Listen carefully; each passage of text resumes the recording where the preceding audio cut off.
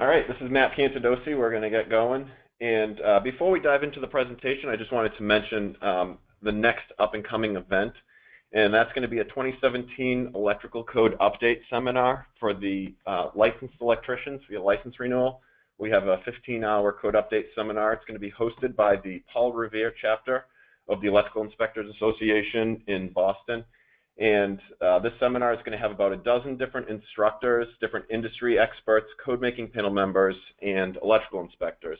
We're going to have a good chunk over an hour just on solar PV systems. And that's going to be on Friday and Saturday, May 5th and 6th. And we have discounts available for CBANE members and IAEI members. And lunch will be provided both days. So again, that's Friday and Saturday, May 5th and 6th. And if you go to the Paul Revere chapter website, it's paulrevere.com. There's all the info and a link to sign up. So hopefully we will see you there. And without further ado, we'll dive into today's presentation. It's going to be on solar PV system code compliance, best practices, 2017 NEC updates, and opportunities for improvements. It's based on all of our inspections that we do for the solar programs in Massachusetts.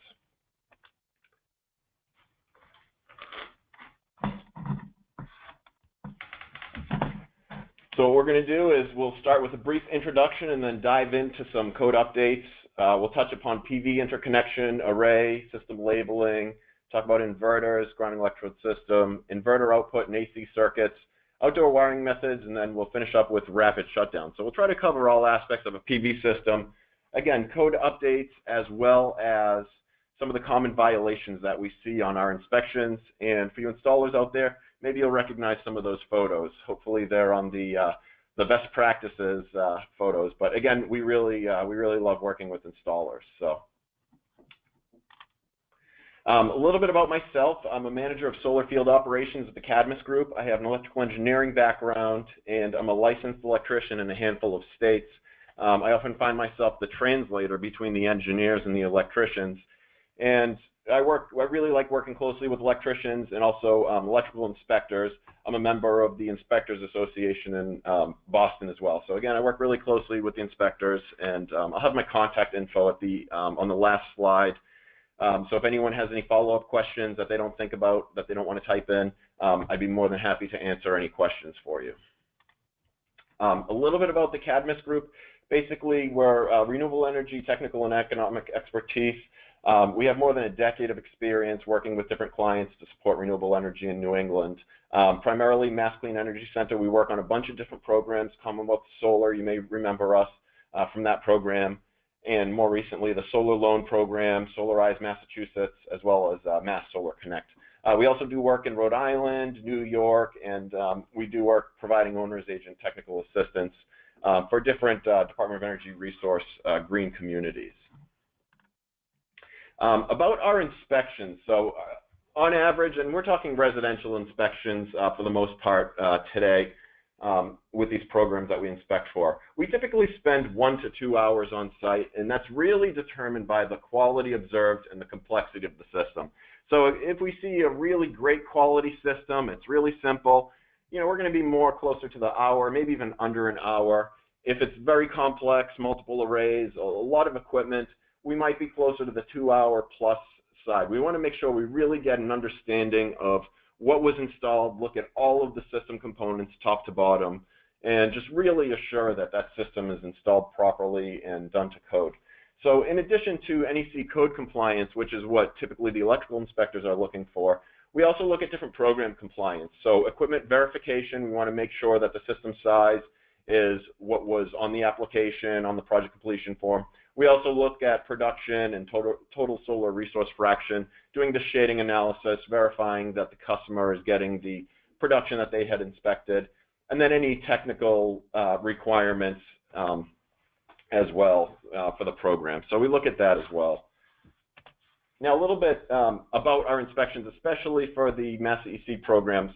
These are going to be random and also targeted inspections. So we don't inspect every single system. That wouldn't be practical. So what we typically do is we inspect installers that are new to the program, and we'll also randomly select expedited installers, just making sure we keep people honest. We have no control over over who gets inspected. Mass Clean Energy Center sends us the information, and we have additional information. I have a link at the bottom of the screen. There's a document, and again, you can also get to that document if you go to masssolarloan.com. There's going to be a link for installers, and any links I provide today, you can get them from that website directly, and get more additional information about our inspections. But a key point and why it's so important that I work closely with the electrical inspectors is we come in and re-inspect the system after the electrical inspector has already passed the initial system. So we come in after the fact, and we're basically doing more than just an electrical inspection. We really want to work with the installers and also inspectors to resolve issues. We like to think of it as more of an educational purpose, where we know that you're going to take some very valuable time out of your day to meet us on site for that hour, hour and a half, 2 hours, and we want to make sure we really make it worth your while. We provide education, really talk about best practices, and that's what this presentation is all about. We kind of sum up the most common things that we find in the field, and again, work with the installers to improve upon some of the aspects and the goal is really safety. We want to make sure that that homeowner below the array is going to be completely safe. So the way our inspections go, they're pretty automated. They're really, they're really high tech. They've come a long way over the past 10 or 12 years or so. Basically, we go in the field with iPads. We have a remote database that we access, so it's a checklist. I like to describe it as you go into the car dealership to get your oil changed. They always give you that 20 or multi-point inspection. We do the same thing, but we collect up to 800 or 900 different points, depending on the equipment that we see on site. So every system component, whether it's a combiner box, sub-panel, inverter, it might have 20 to 40 different checks and balances for the most common code violations. So we're really writing the report on site. We upload that to our secure cloud server, and then from there we have back-end engineering review, and the report basically turns into 3 different documents. It turns into the inspection report that gets emailed to the installer, along with a Word document, which is a corrective action report. It's basically a punch list saying here's the violations, and either paste in digital photos of the corrections, or there's room to provide any feedback or any installer comments on any of the violations that were identified. And then we also provide summary data, so we can say with a straight face, out of X number of inspections during this month or during this year, we found Y percentage that had issues at the array, or look at different statistics. And it's really helping to provide additional feedback, work with additional installers to improve the PV market here. So we basically have a 5-point scoring system where 5 is an excellent, near perfect system. Maybe you're missing a label or 2, and 1 is a very poor installation. We often would turn the power off if it scores a 1. Typically, there's immediate safety hazards. So again, every issue is classified as incidental, minor, major, or critical. So for incidental issues, these are typically not expected to impact the system operation or safety. Maybe you're missing a screw or 2 in an enclosure cover. Maybe there's a little bit of installation debris left on site. Equipment that doesn't match program records, then it's just updating the records. And then the most common are going to be your missing or incomplete labels or incorrect color coding on wires. Those individual issues would score a 4. For minor issues of scoring a 3, those we classify as posing a mid to long-term risk of system failure or safety hazard. So that might be bonding the neutral to ground downstream of the service disconnect. We'll discuss, I have a slide on that later in the presentation. Might be workspace around boxes, undersized circuit protection, meaning nuisance tripping. Your circuit breaker is undersized and maybe it'll trip for no reason. That type of application might score a minor. Improperly supported conductors or conduit. We definitely have some slides on that. later in the presentation, talking about wire management issues. Those are types of issues that would score a 3. For major issues, these are deemed likely to impact system performance or safety in the short term. And typically major, we're saying, maybe in the next 2, 3, 5 years or so, but they do not pose an immediate safety hazard. So that's going to be issues like missing your equipment ground, missing or undersized grounding electrode conductor, improperly secured PV modules. I definitely have some slides on that. We see some new issues with that one.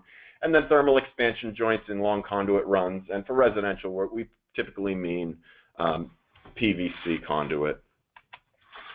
And the last category is critical. Those pose an immediate risk of system failure or a safety hazard. So they may or may not necessarily be shut down while on site, but often we do shut them down for safety reasons. And that might be exceeding current limits on bus bars or conductors. So again, if you have a 10-gauge conductor that's carrying 40 or 50 amps, that might be something that, again, we might turn the power off because there's a safety issue.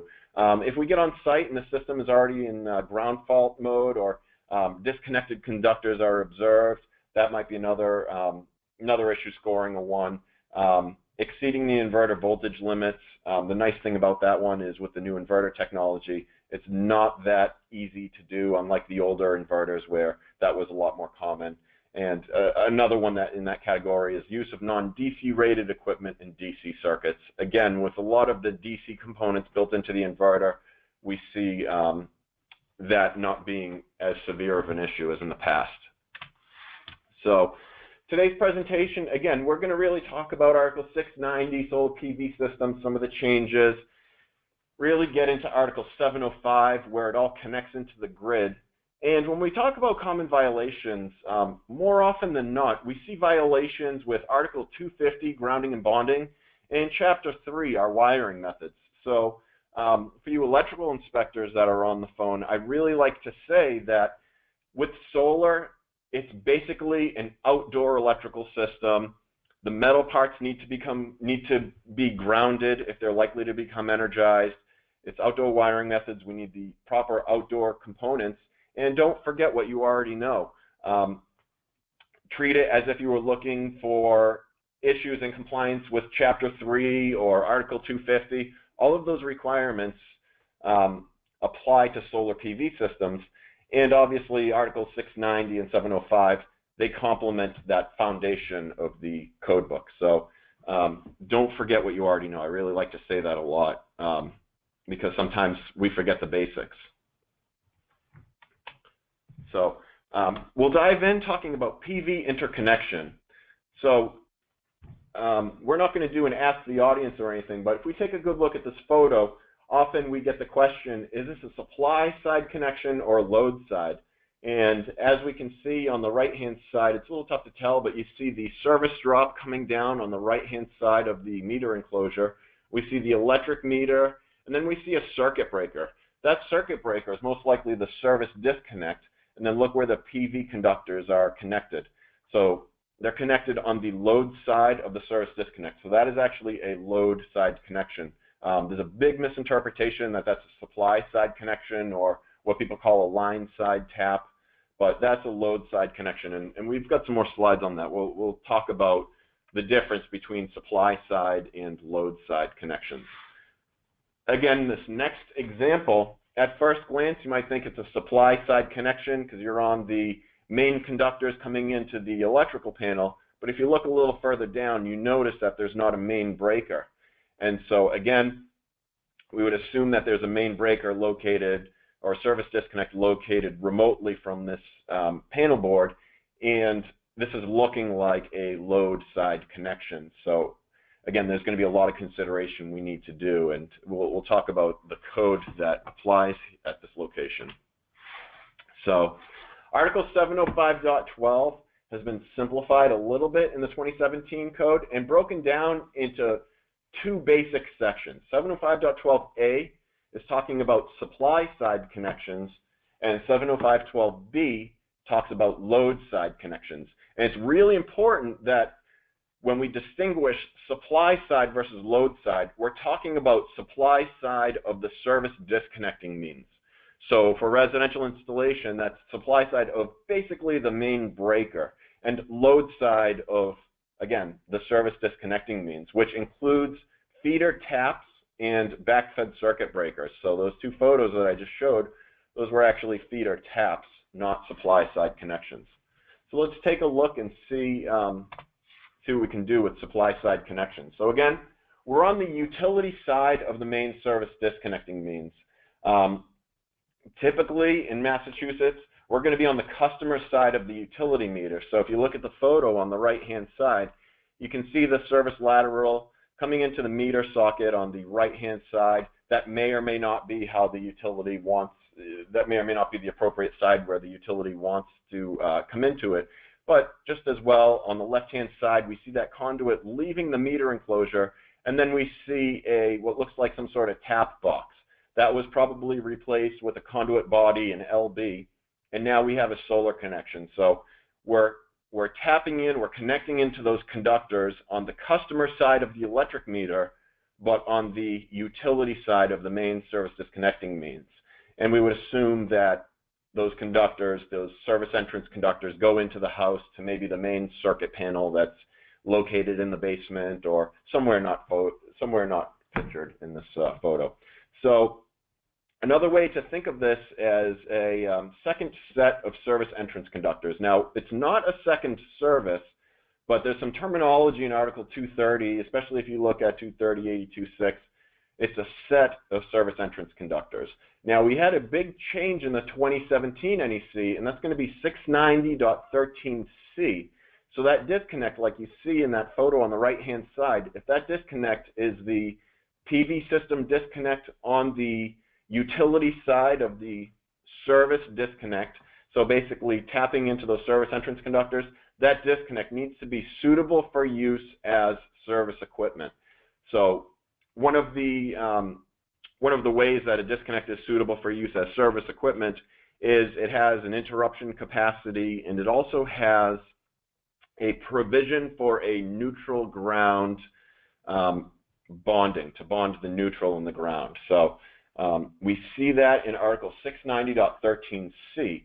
And we're also going to say for best practices that if we're on the utility side of the service disconnecting means, we're going to want to see wiring methods per 230.43, which is the approved wiring methods for services.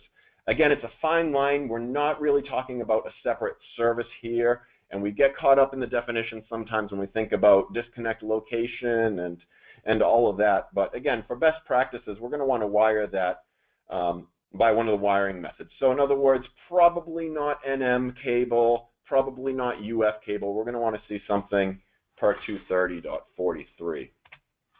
So again, let's open up that disconnect switch, and this is going to be an area where we see some serious issues. And the question is always, how do we wire this disconnect? We have conductors coming from our inverter or inverters and conductors that are connected into the service entrance conductors. Does it really matter? Can we connect the solar on the top on the line terminals and the utility on the bottom, or vice versa? And we need to think about what happens when that disconnect is in the open or off position. So when the disconnect is opened, the inverter will likely stop producing electricity and be de-energized. So those are the safer conductors, whereas the conductors coming from the utility are always going to be energized. So if we put the conductors that are tapped into the service entrance conductors on the utility side, if we put those on the load terminals, what happens is with the disconnect in the off position, those fuses are still live, and we create an additional safety hazard.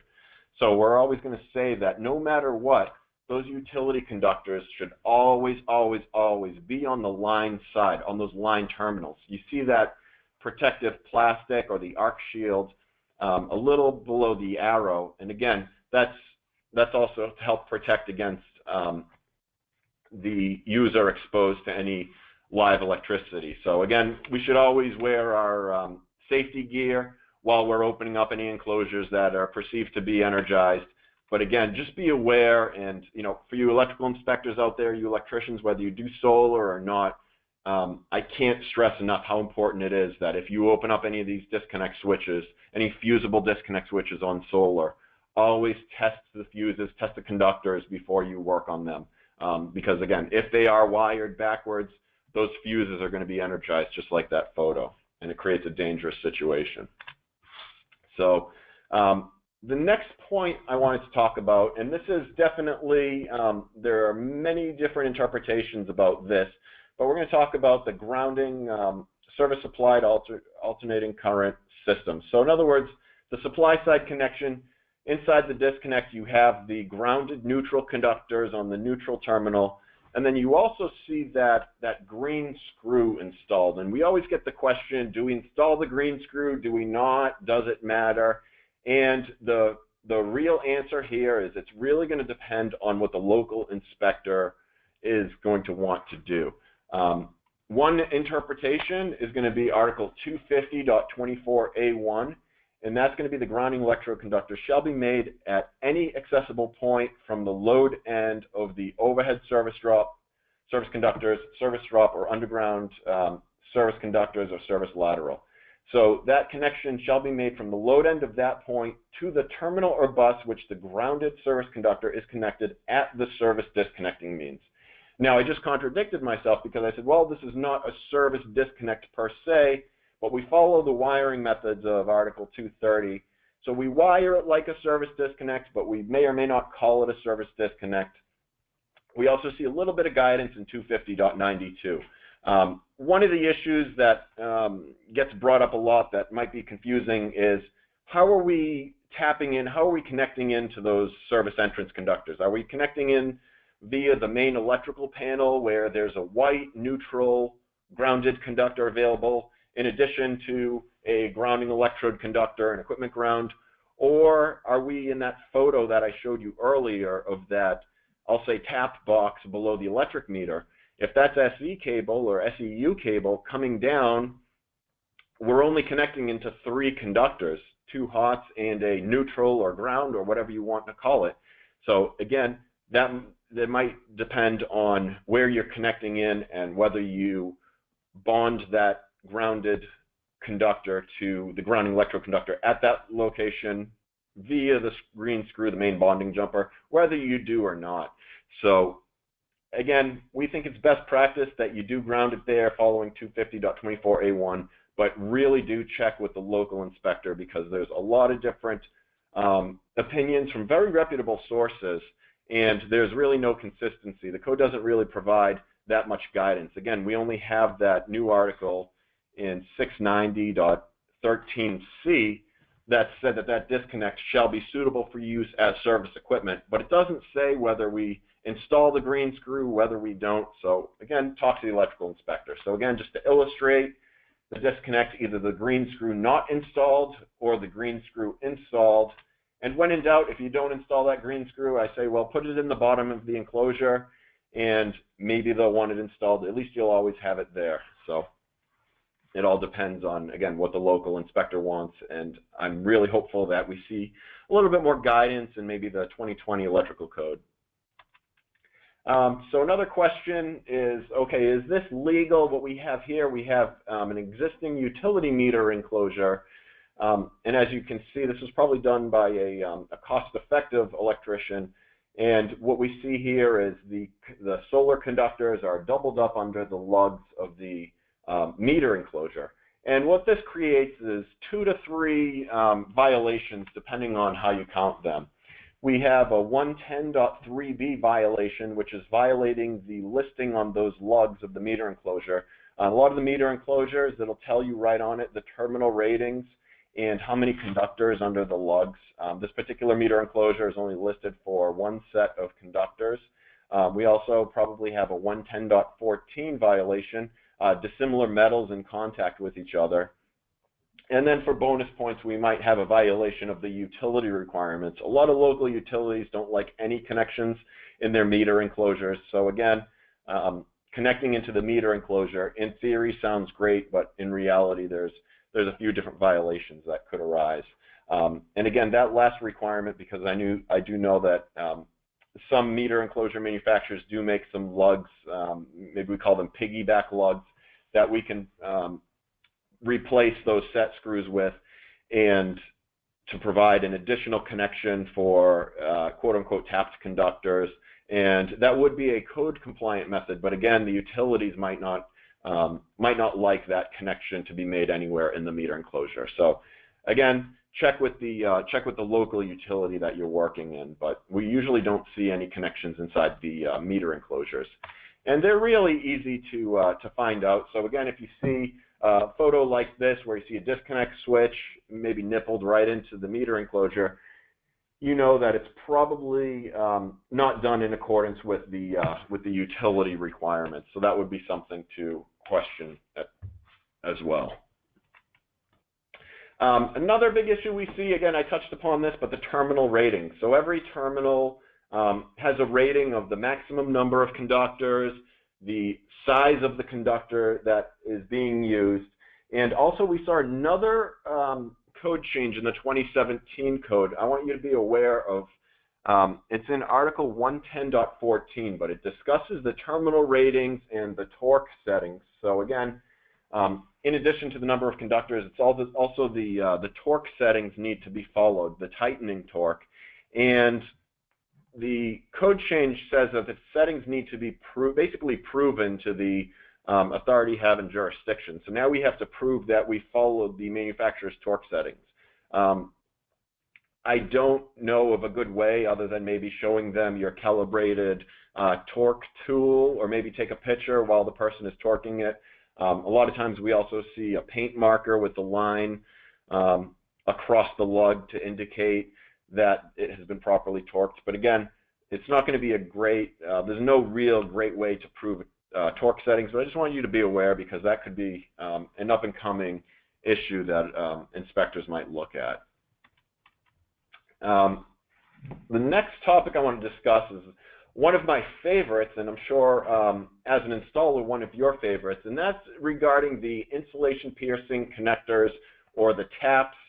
Sometimes installers refer to these as hot taps, which kind of scares me because these particular connectors are not listed to be installed on while energized. They do need to be listed. Do need to be installed on de-energized conductors. But what you're looking at are two different photos on the left-hand side and the right-hand side. And what we can see is the photo on the right-hand side, we're installing these on what you can see as service entrance conductors that are on a bend.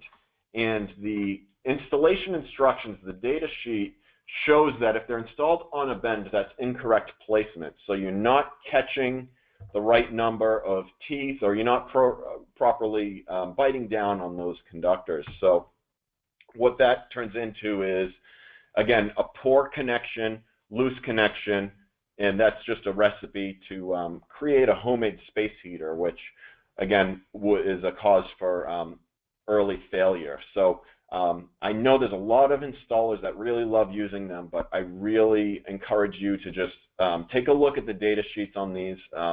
We see these installed improperly on a significant number of applications, so just review them if you are going to use them. They do need to be installed on a straight conductor, like the photo on the left-hand side. And we also get the question a lot, oh, well, you know, that's just showing we're connecting into the black conductor. What about the red? And if you look a few inches above that, that connector, you'll be able to see they connected into the red conductor above it. But again, electrical inspectors have mixed feelings about these as well. There's concerns about enclosure fill. So that's going to be in, I believe, Article 312 and 314, cabinet fill, your 40% fill. So you might have to do a little bit of math to show the authority having jurisdiction that you are not violating any fill when you use these. But again, the big issue that we see is if you're going to use these, do not install them around conductors that are bent. You know, they're only made for straight conductors. Another really important consideration is that these particular connectors are one-time use only.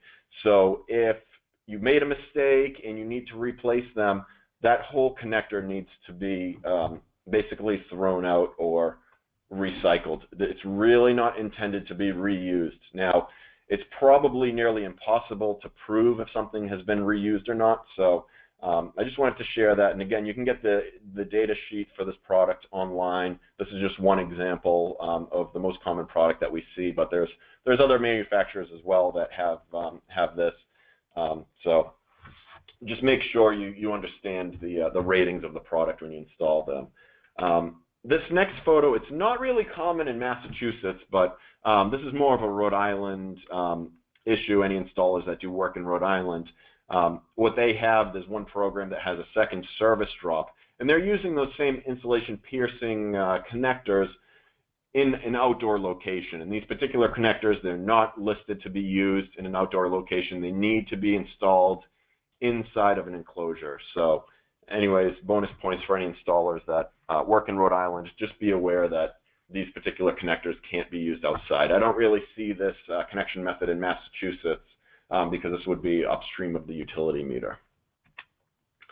And then we have some custom taps. Obviously, this is not a real photo from one of our inspections, but you know, again, we see all kinds of interesting things out there, and you know, if you're going to wrap it around a screw, just make sure you wrap it around the screw the proper way. But again, just clearly that this is not an approved method to tap into these conductors. Next section I want to talk about is load side connections. So now we had a change. The simple change was this section used to be 705.12D as in dog, and it got moved to 705.12B. So they had some changes in 705, and again, simply A is supply side connections and B is load side.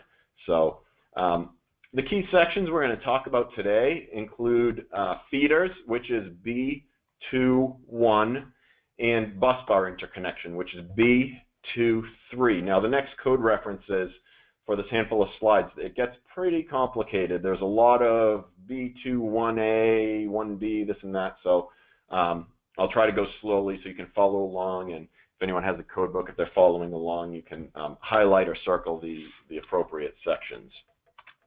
So the first section I want to talk about is option A for feeders. Basically for feeders, for feeder connections or feeder taps, whatever we want to call these, we have two options, option A and option B. And again, we're in 705.12 B21 option A. And that's going to be, if you take a look at the photo on the right-hand side, you see the meter main, you see the main breaker, it looks like it's a 200 amp breaker, and then you see the feeder conductors going to the main service panel board. Maybe it's a main lug panel board, we don't know. But what we see is some of our insulation piercing connectors tapped into that feeder. So what option A says is that we can connect into that feeder, but we have to upgrade those conductors to the ampacity of the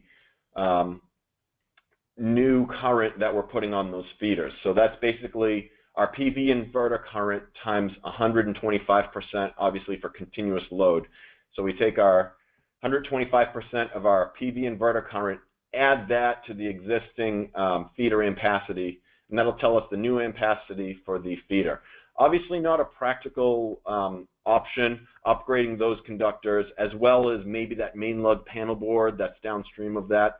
So option A just says we need to upsize everything to handle the service disconnect size plus the PV size. So that's option A. Now option B, and we have some arrows showing that.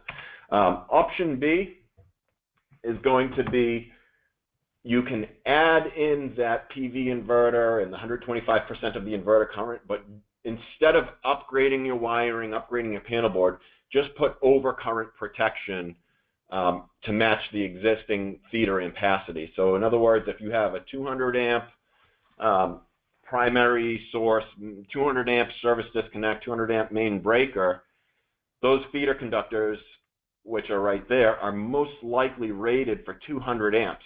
Now all of a sudden we're adding, I'm going to say 40 amps of solar or 50 amps of solar. we want to make sure that instead of the conductors or bus bar rated for 240 amps, we'll say let's just add some overcurrent protection at 200 amps so that no more than 200 amps go through that feeder and no more than 200 amps will go to that bus bar. So we see those existing conductors still rated at 200, and that main panel, maybe it's a 225, maybe it's a 200, but we're properly protected. So that's option B, saying either add overcurrent protection into that equipment to protect those conductors. A few other example photos. So what we have here is, again, that meter main, and a lot of times we think, oh, we're going to do a supply side connection on a meter main. In reality, where's the supply side on a meter main? Well, we need to be on the customer side of the utility meter. So those conductors on the left are before they go through the utility meter, so we can't connect into those. And if we're on the customer side of the meter, what we see is busing between the breaker and the meter. So we really can't tap into that busing. We'd probably violate the installation instructions of that meter. So what we do is we go on the load side, and the load side, basically, again, it's a feeder tap. So a lot of times people try to do a supply side connection, line side tap, but again, it's a feeder tap. So we need to just consider what's downstream of that. So what I'm going to show here is that the existing conductors must be increased in size or protected. Again, maybe downstream at the main panel board, so that no more than 200 amps can definitely get through those conductors. And again, back to our photo that we showed earlier. Same deal. So these existing conductors, again, must be increased in size or protected. Maybe we install a main breaker on this panel board to protect the conductors. So for you electrical engineers in the audience, basically we're just following Kirchhoff's current law, looking at all of the current that goes in and out of that tap point that's right above the arrow, and making sure we're properly protected against it.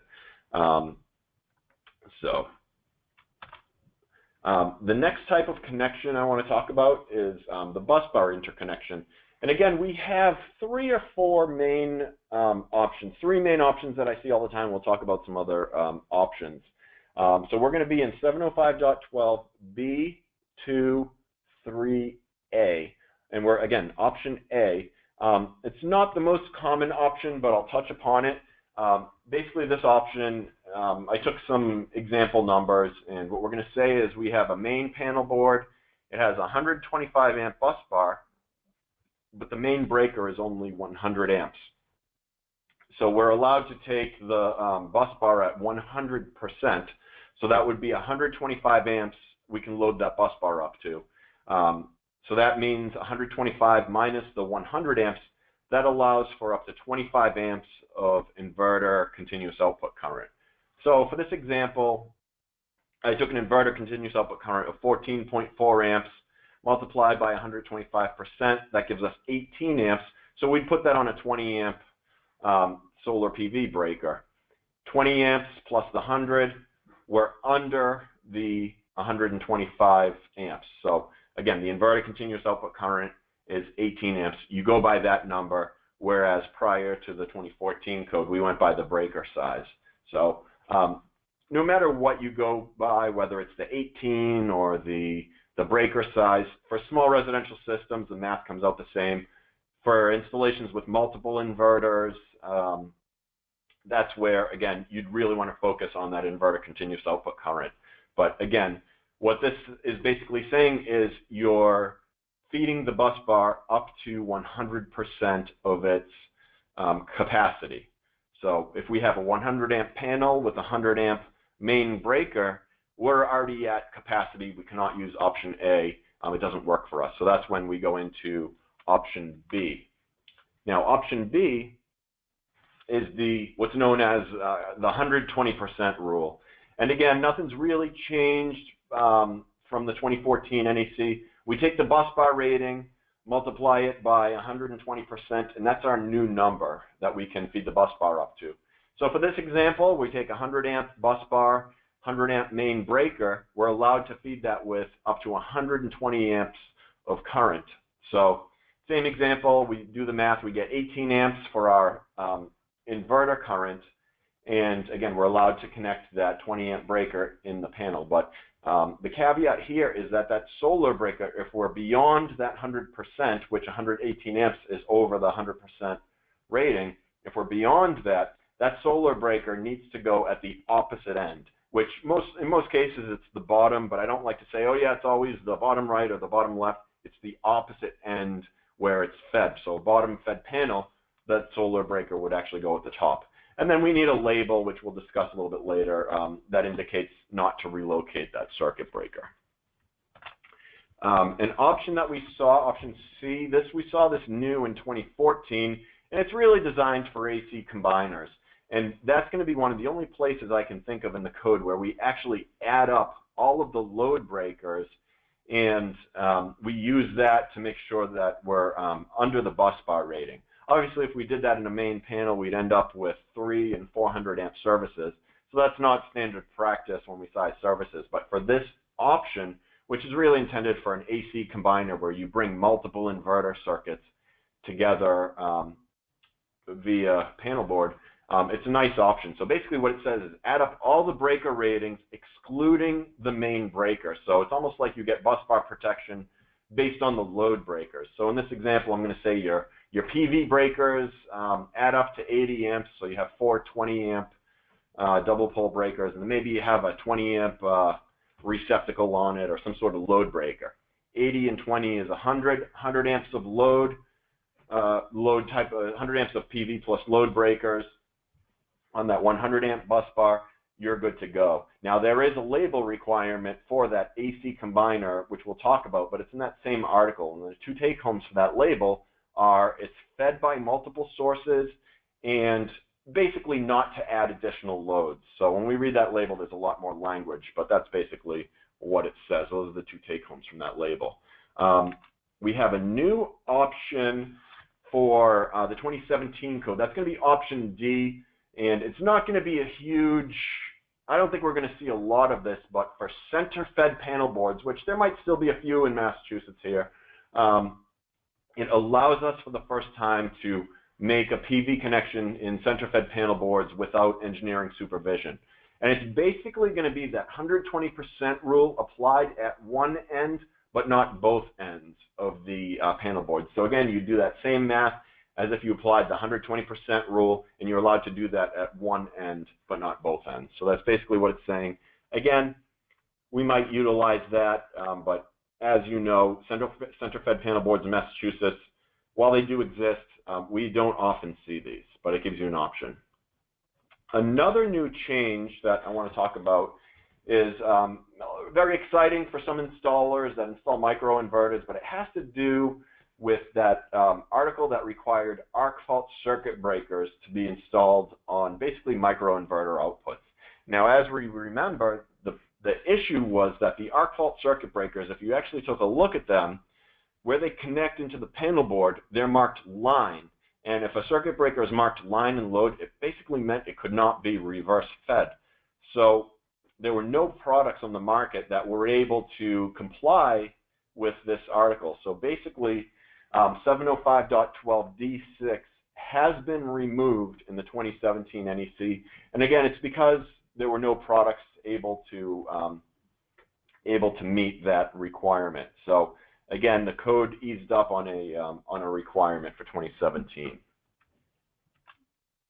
I always like to make this point when I have a lot of electrical inspectors in the audience, and unlike other back-fed circuit breakers where, say, if we have a sub-panel or a breaker fed via breaker that we're reverse feeding outside of solar, if we pull that breaker out and it's energized in our hand, we need to have an additional fastener, and that's obviously required by 408.36d. It's been in the code forever, but there was confusion among the, through the years where that inverter circuit breaker, that's a reverse fed circuit breaker. So does that have to follow that same requirement?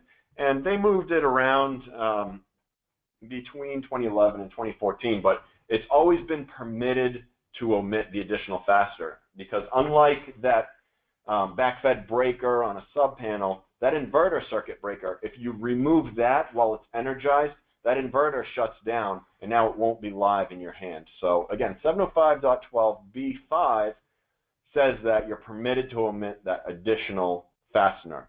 So in other words, you don't need that screw or that fastening through that inverter circuit breaker. And now we'll discuss arrays. We'll touch upon grounding and bonding, wiring method, some microinverters, and modules. So equipment grounding and bonding, it's always a big issue on our inspections.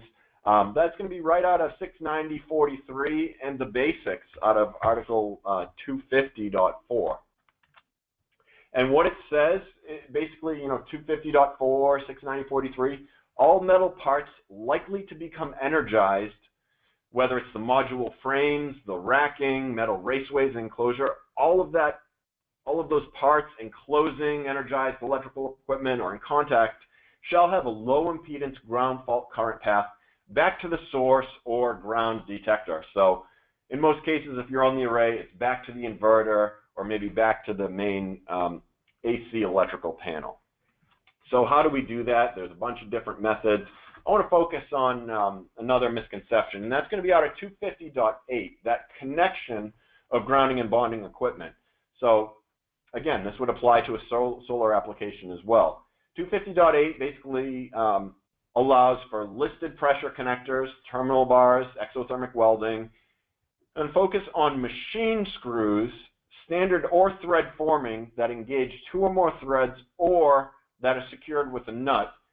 Or we can also do it via listed assembly or means. So we take a look at that photo, and again, it's just another common misconception. And what you can see here is I took that photo, took a chunk out of that screw, and put it through that piece of metal that it's secured to, showing that there are, easily two threads. So the question is, well, I'm catching two threads. Is that in compliance with 250.8? And this is where we really need to look at the definitions and read the whole sentence here. And the key word here is machine screw, thread forming machine screw, not a self-tapping screw. So that screw, because it's not a machine screw, even though we're catching two threads, we could catch 6 threads. Technically, that doesn't comply with 250.8. So our only fighting chance would be if that was a listed way of securing that, which some manufacturers may have that in their installation instructions. But again, that's where we can't just take a self-tapping screw and say, okay, we're done. We really need to follow 250.8. And again, machine screw is the key word there. So other considerations with grounding the racking modules, we want to consider the wire management, the conductor type and material, the size of the conductor. Be aware of 690.46 that says, protection for conductors smaller than 6 gauge. A lot of times installers will run 6 on the roof because, again, we're exposed to that physical damage. Again, right out of 690.46. And also splices where they're permissible, preferably not in lay-in lugs. Sometimes we see a lay-in lug used to splice a conductor. So just some considerations for equipment grounding up at the racking. And a few photos of the wrong way. Again, there's that self-tapping screw just drilled right through the racking. So you go to the racking manufacturer, read the installation instructions, and see if that was an approved method or if that was not approved. Also, step back and look at the big picture. This installer saved maybe 50 feet of conductor getting from one end of the racking to the other. But again, what we see here is consider who else is going to be on that roof. And what we see is basically a trip hazard. So I know we can't always completely avoid them, but we should just consider different trip hazards as we're designing these systems as well.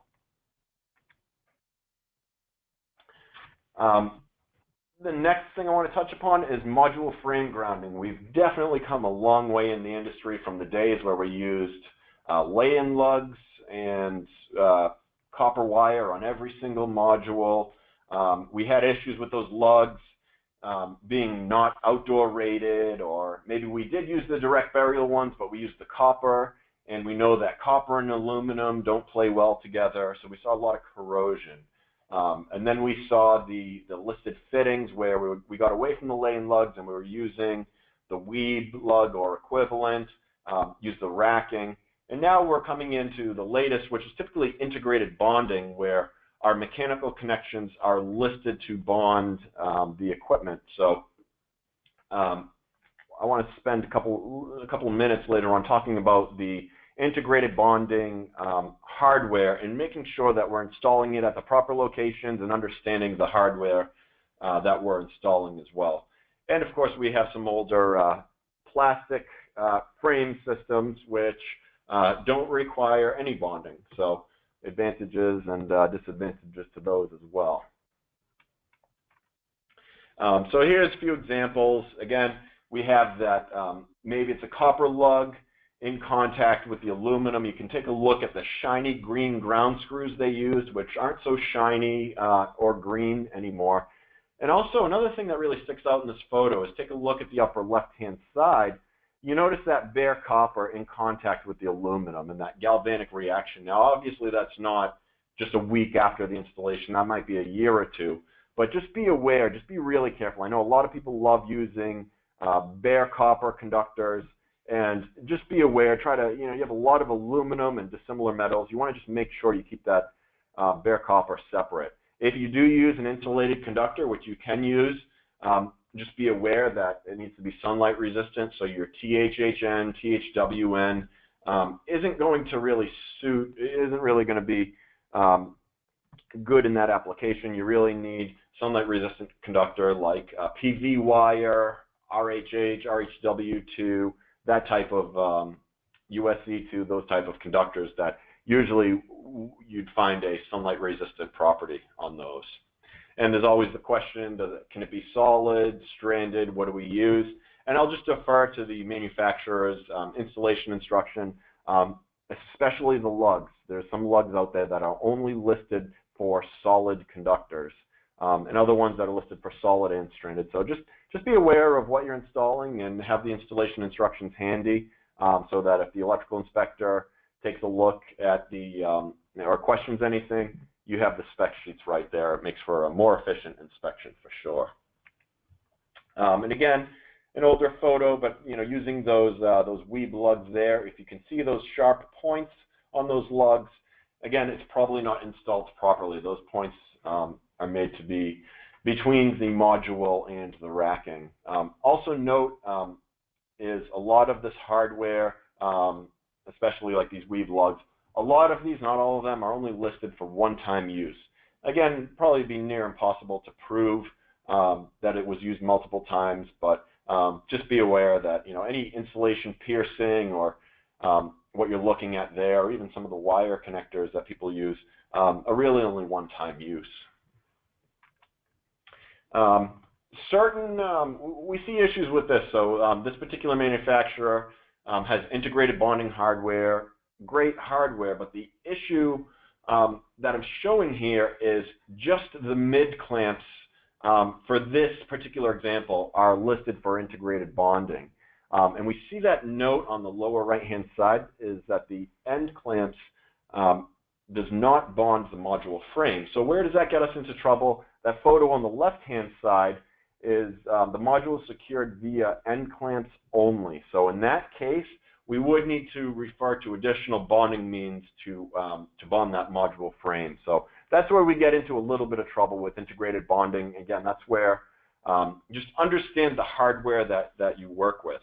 Another example is this particular manufacturer where they have a universal fastening object that can be used as either a mid clamp or an end clamp, depending on if they use that stopper sleeve on the left-hand side there. And that particular product is listed for integrated bonding, whether used as an end clamp or mid clamp. And there's different manufacturers.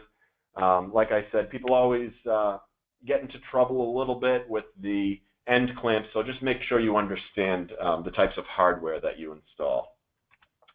The next section is one of my favorites, and that's out of Chapter 3, Wiring Methods and Conductor Protection. And put it most simply is Article 300.4. Conductors shall be protected where exposed to physical damage. And what we're saying is beneath the array is an area that's exposed to physical damage. Beyond that, we have a few references to SE cable that we see in 690.31. We see some new references there, which I'll discuss. But basically, 338.10, 334.30, securing and supporting, and 338.12, A1, are some nice references for your wiring below your module. So there's an example. Again, conductors, they're exposed to physical damage. Well, one might say, well, what type of physical damage? Well, just look at, you have the abrasive roof shingles and think, okay, that's not going to last just today. That needs to last 20 plus years. So you can imagine in that environment, you also have sliding snow, ice, maybe rodents. But again, when in doubt, you have to secure those conductors in accordance with 334, which is securing them like NM cable. So between 8 and 12 inches from the enclosure or termination, and then every 4.5 feet. So they need to be supported at the proper intervals. And just a few other examples. Again, maybe it's abrasive ballast blocks on a flat roof. And kind of worst case, or one of the next worst case scenario, you know, I mean, there is an advantage. This person probably has really clean gutters because there are no leaves in the gutters. But again, the issue is, you know, now you're inviting a location for rodents to have some nesting. So again, just a really, really bad situation. So you really want to get those conductors up off the roof. And just a few examples of the same thing. The physical damage here being going over that edge, that sharp edge of roof shingles. Again, really not best practice. And the goal here, again, is get those in some sort of raceway or conduit. Same deal, get them, you know, protect the conductors is really the goal. Another method, so many different manufacturers have all kinds of clips and fasteners designed for this application. Maybe it's stainless steel hardware or outdoor rated hardware that's made to support these conductors. And again, the goal is just get these conductors off the roof, protected as best possible as physical damage. We often get the question, well, what about cable ties? Can you use them? I think technically you can. You just need to be careful with the cable ties. The two ratings you want to look for. The obvious one is UV. You want to make sure they're suitable for, you know, outdoor environment in the UV. But the other one, the less common rating, you want to make sure that they're suitable for the environment, meaning the temperature. So a lot of cable ties, even if they're UV rated, in the very cold temperatures, the plastic just doesn't handle the environment too well, and they break off. So again, there's also, if you really get into the weeds, 2 different listings on cable ties, but you know, that's a story for another day. Again, you want to make sure whatever you're installing is going to last the lifetime of the PV system. So from the bottom of the roof, you want to basically look up under the array and not see any conductors. Way easier said than done. I get it. You know, it's very difficult to have really great wire management on a PV system, but again, these examples show that it is possible. And for you electrical inspectors, does that mean you need to be climbing on the roof for every inspection? No, not really, unless you really want to. But what I'm showing here is from the ladder up against the building is a photo taken in the upper right-hand photo. So I'm not on the roof. We're on the ladder looking up. And when in doubt, at the right angle, you can see, I really love that photo on the bottom left-hand side. That's from the ground. And at the right angle, maybe use a camera to zoom or binoculars, you can see that we don't really see any conductors. You see the sky going right through. So that's another technique to do a rooftop inspection where it's not practical to get up on the roof. And when in doubt, work with the installer. Maybe they have some photos on file to help out with that inspection. Just make sure if you look at photos and the house has gray roof shingles and the photos show brown roof shingles, you might want to question the origin of those photos, but just another technique. Another thing, those of you installers that install microinverters, just be aware of the mounting hardware you're using relative to the module frames. Some modules that are of low profile that sit a little bit lower to the racking, that paired with a longer microinverter mounting bolt, that bolt could be right up against or already starting to cut into the module backsheet. And we've heard stories of some incidents regarding the improper hardware used and basically shorting out a module and creating some failures. So just be aware as you're setting these modules, be aware of the mounting hardware, whether it's a microinverter, whether it's a optimizer, DC-DC converter. We also see ground lugs that sit really high. So again, as you place that module into its position, just make sure that there's no grounded metal surfaces that are going to be in contact with that backsheet. Also consider the weight of snow. You know that these modules, they have a little bit of give, and if there's, X pounds of snow sitting on that module, you have a recipe for disaster there.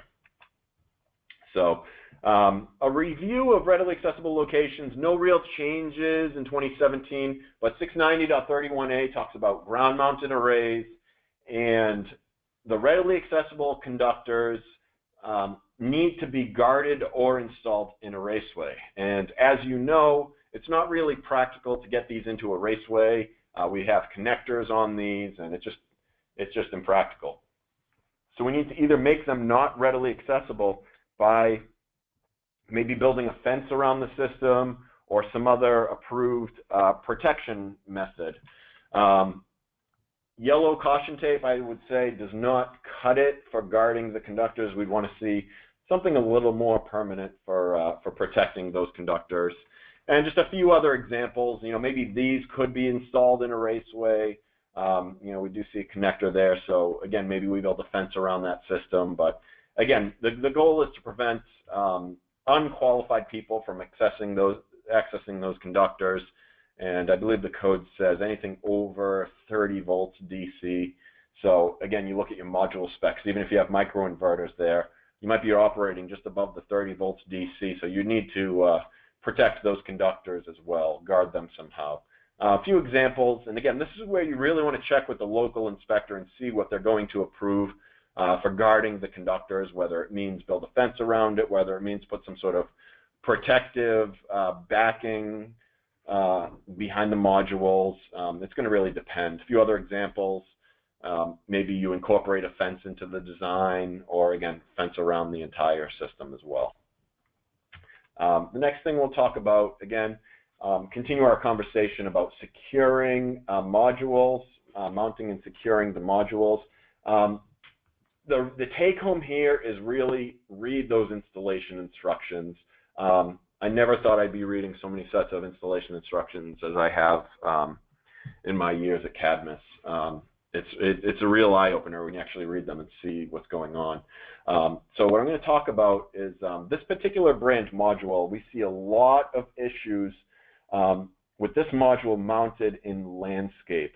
And the installation instructions will show you that, I don't know if you can see it too well on your screen, but letter C on the right-hand side of that figure 5 is the allowable distance that you can secure the module to the racking. And basically it's 4.7 inches. So if that's probably a 60 cell module, 6 cells, so every cell is probably roughly 6 by 6, you need to really secure that module into the first cell. Once you get beyond that, as you can see with the tape measure, they're probably close to 2.5 times that allowable distance. So a lot of people are getting in trouble with securing their modules in landscape. So it's something you really want to check out, those installation instructions, especially if you're installing in landscape, because certain modules have very strict limitations. So be aware of that. Also, the hardware that you use. We're seeing this becoming an issue, especially with the end clamps. They're not one size fits all. You can see the upper right or lower left, the improperly sized end clamp. Maybe they needed integrated bonding on those, so they went with an integrated bonding mid clamp. and you can see from the middle photo and the right-hand photo what happens when we install the wrong hardware. So again, just understand the hardware that you use, make sure it's listed for that application and that you're installing it in accordance with the installation instructions.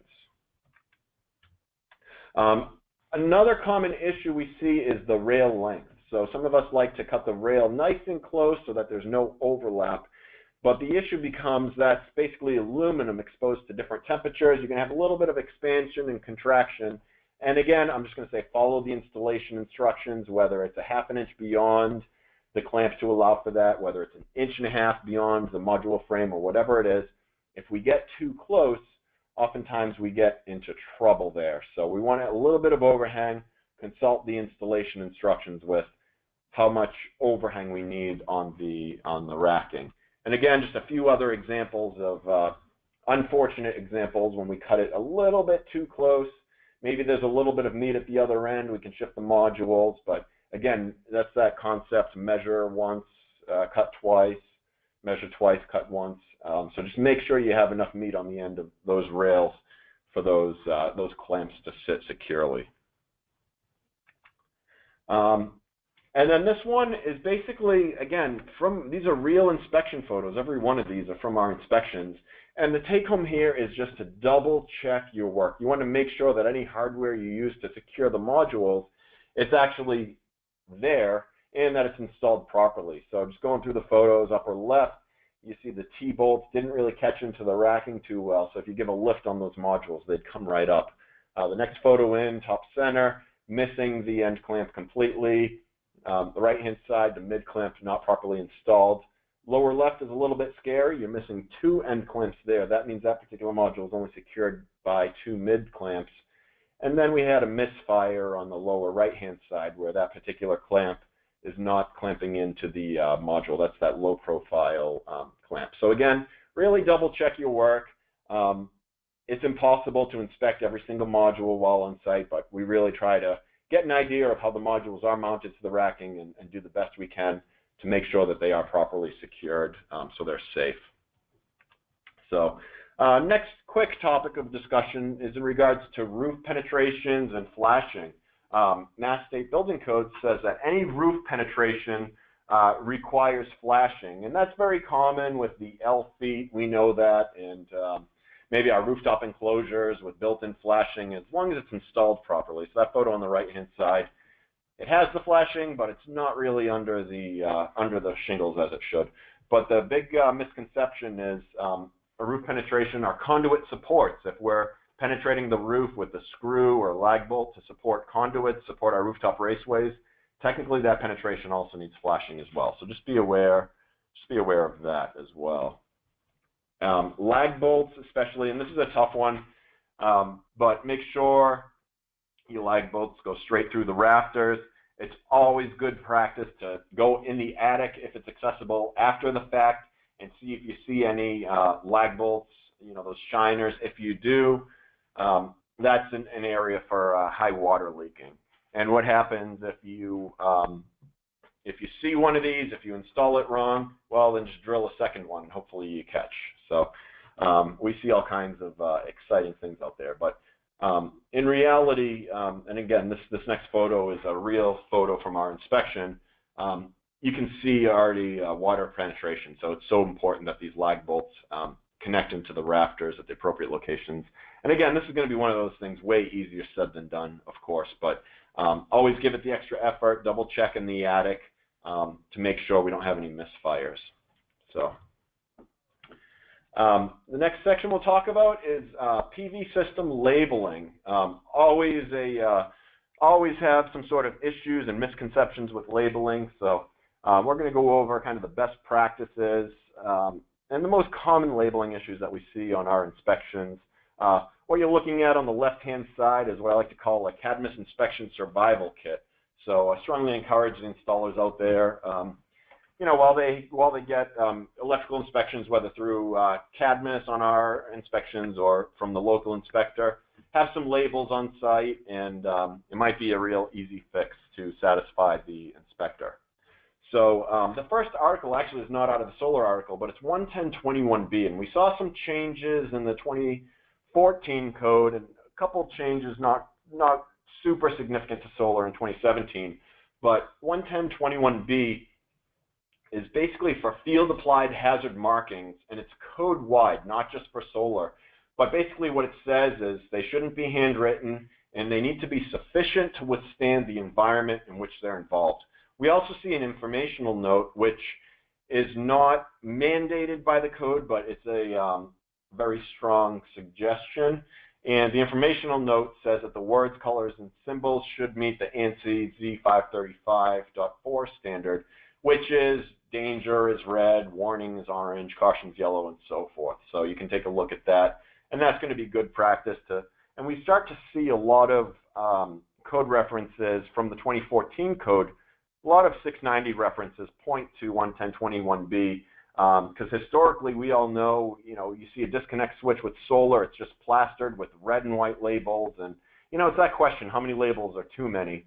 And now if we start to follow these ANSI standards, maybe some of those labels are orange and yellow, and just the really significant ones are red. So again, that's an informational note that's not enforceable, but it's just kind of good practice. So a few examples of labels that are not suitable for the environment in which they are installed. Again, they might look great on day 1, day 2, day 10, but the weather beats up on it, and all of a sudden those labels are not legible. A few other examples, again, sometimes we get labels from a label maker, and again, this is a tough one. You want to make sure, this is what can happen if you use the wrong labels.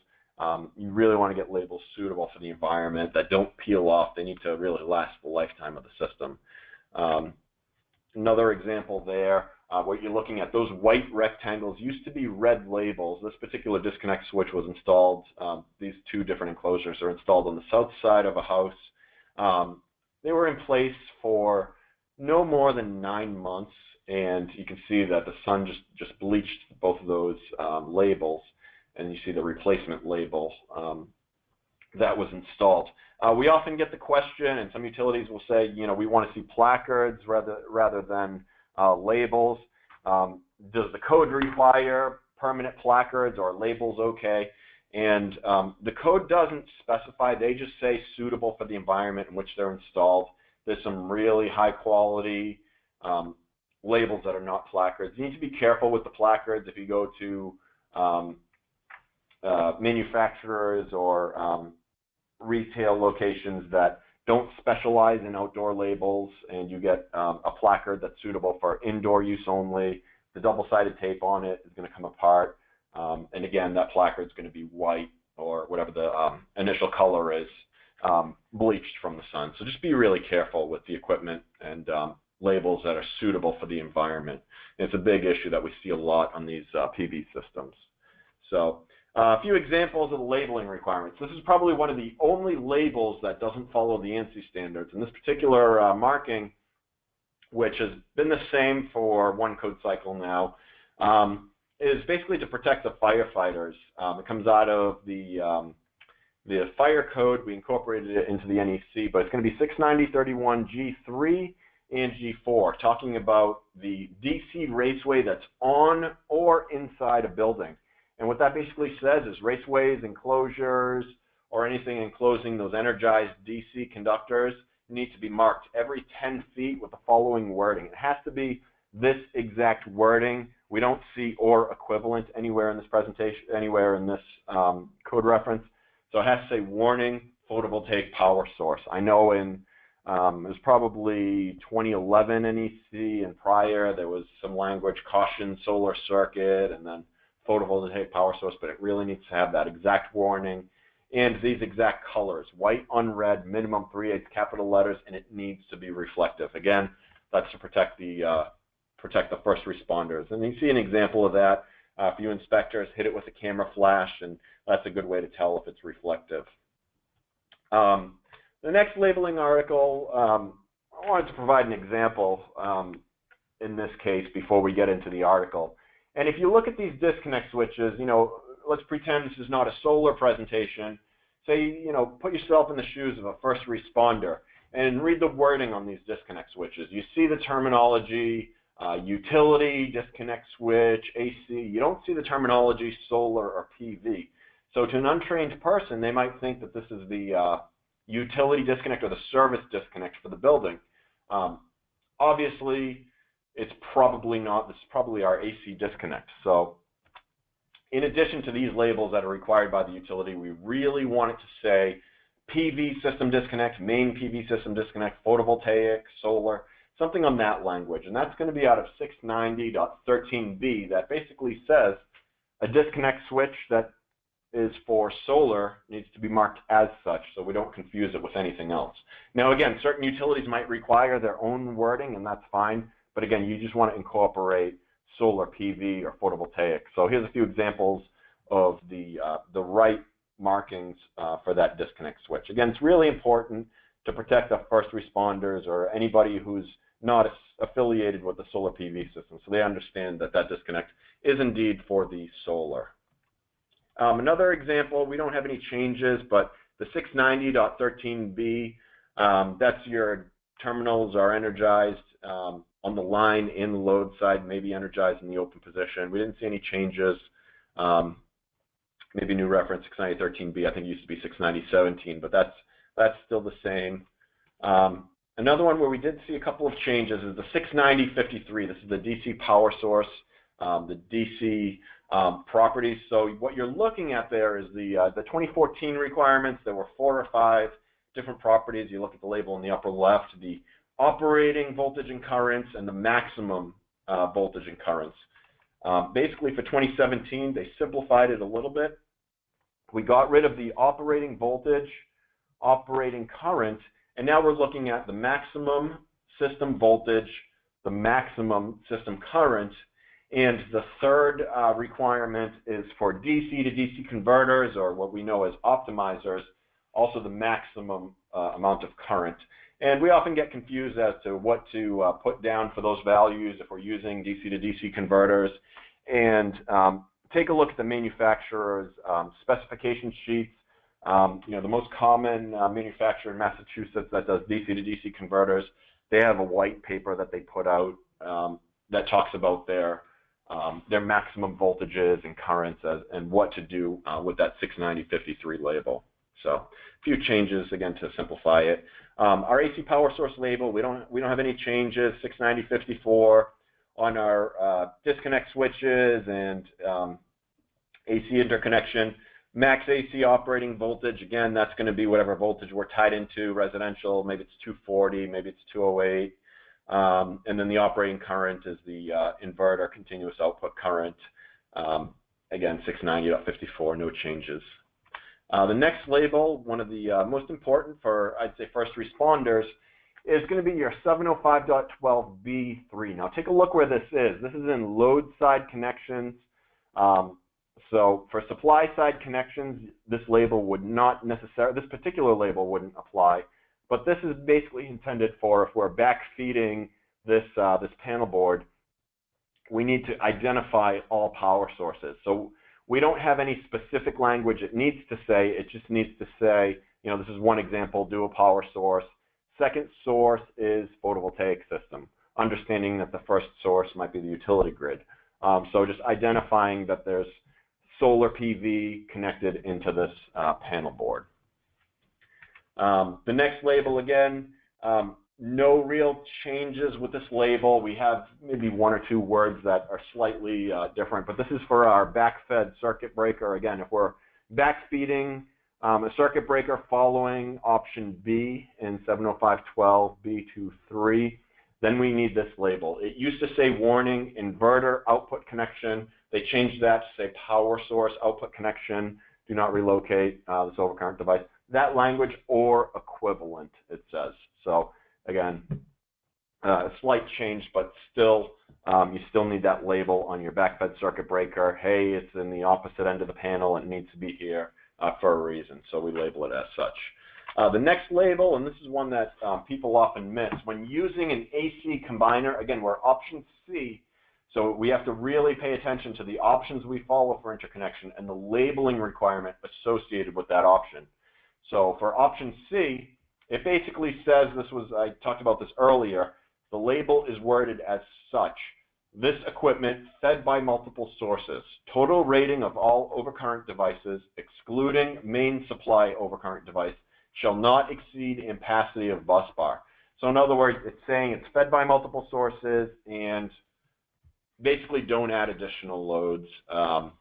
Again, it has language or equivalent, so you can come up with equivalent language if you feel that that's a little too wordy. But just make sure, again, you drive home those 2 points with that particular label. And we didn't see any changes from the 2014 NEC. And then our service disconnect directory, 690.56b, points to 705.10. No real changes, but just identifying the location of all disconnect switches, our PV system disconnect, where it's located, especially if it's not grouped with the main service disconnect. We need the directory as well to indicate the location.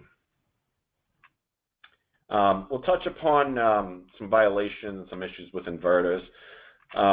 Realistically, one of the big issues, and not too many inverters nowadays, again, residential speaking, are using fuses, but just a good reminder about 690.9d, and this was a change in the 2014 NEC, but there's a new listing for overcurrent protection. We always knew that fuses on the DC side needed to be rated for the appropriate voltage, probably 600 volts DC, and now, like I said, since the 2014 NEC, it needed a special listing for photovoltaic. So beyond just that 600 volts DC, 1000 volts DC, it needs to be listed for photovoltaic as well. And again, we don't see too many of these inverters, but just use caution. Some inverters, they ship from the factory without fuses. They have these metal slugs. We don't always need fuses on DC conductors. So again, we can refer to 690.9a for exceptions when we do and do not need fuses. But just be aware of whatever equipment you're installing. Just make sure if you do need fuses that they are indeed the properly rated fuses. And again, refer to 690.9 for your overcurrent protection. Now we're going to talk about grounding electrode system. We had some pretty interesting changes for the 2017 NEC that I'm going to highlight. So the grounding electrode system, that's out of 690.47, and basically they have some significant changes. Those of you that have code books, a lot of text highlighted in the 2017 book of 690.47b. A and B basically are the two articles that you're looking at. A basically says building or structures supporting a PV array. And what it says is the building or structure supporting that array shall have a grounding electrode system installed in accordance with Part 3 of Article 250. What that basically means is that, say, on a house, that existing grounding electrode system has to be brought up to code. Now, it goes on to say, and this is where we really have a break here with the terminology, the PV array equipment grounding conductor, so not grounding electrode conductor, but the equipment grounding conductor, shall be connected to the grounding electrode system of the building in accordance with Part 3 of Article 250. So, again, take a look at that. And what it's saying is that conductor that we used to call a grounding electrode conductor from our inverter to our grounding electrode system, now we're calling that conductor an equipment grounding conductor. So now we don't have to follow the strict requirements of 250.64, 250.66. We're following equipment grounding conductor requirements. So all that irreversible splicing that we were doing between our inverter and the main panel board, that basically goes away because now we just have an equipment grounding conductor between the inverter and main panel, and we're sized in accordance with 690.45. Even better news is going to be 690.47b. This was the former 690.47d that we saw in the 2014 NEC. And as you know, very controversial code article 690.47d, which basically said bring a grounding electrode conductor off of the roof and go to a grounding electrode. So a lot of people were interpreting that as a number 8 or number 6 from the array straight down to a ground rod and creating all kinds of ground loops and so forth. A lot of back and forth that got in and out of the NEC, I think since 2005. But anyways, that's optional now. So that additional electrode that for the array, that is now optional. We can do it if we want, but we don't need to do it. It goes on to say what it used to say is the connection per 250.52, 250.54. The pole may be considered a grounding electrode. It's permitted to connect to the equipment ground, not required to connect to the building grounding electrode system, and it did require direct connection to the array frame or structure. But again, that's optional for the 2017 NEC. So some exciting news for you installers that were getting caught up in some of the definitions there. Next, we're going to talk a little bit about the inverter output and the AC circuit. So we're leaving the inverter with our AC conductors and talk about those wiring methods and then disconnecting means. And we'll see what's getting us into trouble here.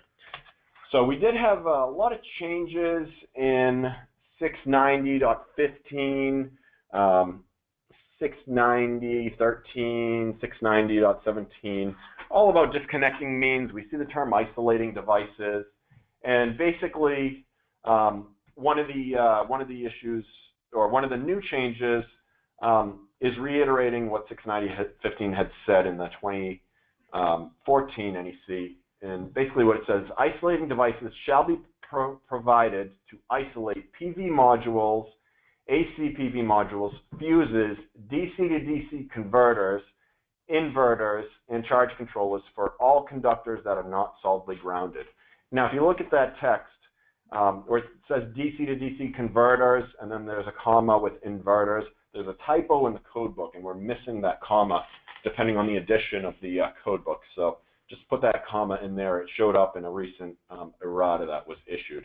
But basically what it's saying is we need to disconnect all ungrounded conductors. I'll focus on inverters for a second. Your inverter, you need to disconnect all ungrounded conductors. And how do you do that? What's ungrounded at your inverters? Well, you have DC conductors and you have AC conductors. And historically, we were relying on that disconnect switch that came with the inverter. But you know, for a lot of our smaller inverters now, and again, residential speaking, and I'm picking on some of the most common S brands that we all know and love, take a look at the inside, and you'll notice that those conductors that are actually being switched are only on the DC side. Those photos on the left-hand side, you see those conductors on the right. They just pass right through. Those are the AC conductors. And then the photo on the right-hand side, that's exclusively now just a DC disconnect where you just see DC conductors, no AC conductors. So now all of a sudden we have this requirement to provide disconnecting means for all conductors, but with the inverters, we're only getting it, in most cases, from the DC side. Now, that might not be true for some of the larger inverters we see on commercial installations, but just get an understanding of the equipment that you're installing. So we might be forced to add an additional AC disconnect switch like you see on the right-hand side of that photo there. Again, now that article, we did see one little clarification in the 2017 NEC, and that's the location. 2014, it said grouped with the equipment, and now it's within site and within 10 feet. So we have a little bit of allowance, and we always get the question, well, what if I group it with the main panel board and it's via backfed circuit breaker? If the inverter's right there, can that breaker count? And if the breaker's properly labeled, then absolutely. If it's within sight and within 10 feet, that circuit breaker could count as your isolating device or your inverter disconnect, PV system disconnect. So that could count. But where your inverter is not grouped or not within sight of the main PV disconnect, you will need to install an additional disconnect. Again, if your inverter does not have an AC disconnect built in. So just be aware of that.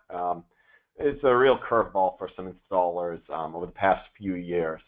So next thing we want to talk about are meter enclosures, and not necessarily the utility meter enclosure that we see on the service, but if we choose to install an additional meter enclosure on the solar PV system.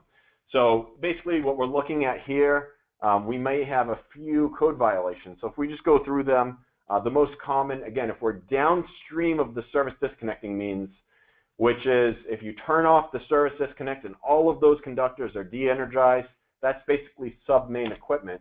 And you see that Article 250.24a5, just like our sub-panels, we need to keep that neutral isolated from the frame. So we have an issue with that because we've wired the meter socket like we wire a service.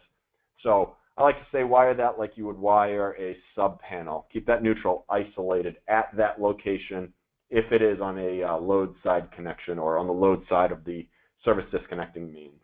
And then for bonus points, we might have some conductor identification issues. Just be aware that, again, the only conductors we can re-identify are 4 gauge and larger. A lot of times, installers love re-identifying 6 gauge conductors.